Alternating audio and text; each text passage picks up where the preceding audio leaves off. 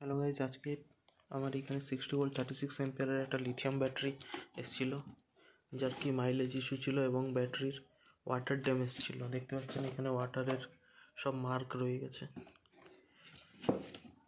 তো এর যে সেলগুলো ড্যামেজ ছিল সব সেল চেঞ্জ করে নতুন সেল লাগিয়ে এখন ব্যাটারি রেডি হয়ে গেছে। এবং যেহেতু জল ঢুকেছিল তাই ওর বিএমএসও ফল্ট ছিল, তাই আমার এইখানে এরকম ডেলির বিএমএস অ্যাভেলেবেল আছে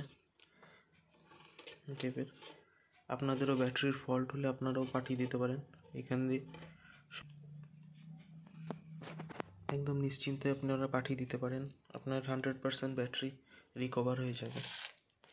তো এটার যেহেতু যা ফল্ট ছিল, সেল ড্যামেজ ছিল, ওয়াটার ড্যামেজের জন্য সেল অনেকগুলো ড্যামেজ হয়েছে। এবার তার জন্য আমরা সেল চেঞ্জ করেছি। চেঞ্জ করার পর যেহেতু আনব্যালেন্স ছিল সেলগুলো, তাই ওকে ব্যালেন্স করার জন্য আমরা এই 10 অ্যাম্পিয়ার অ্যাক্টিভ ব্যালেন্সার দিয়ে ব্যালেন্স করলাম।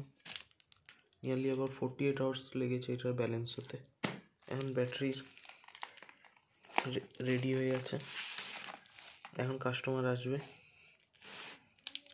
আসার পর ওকে হ্যান্ড ওভার করে দেওয়া হবে ব্যাটারি।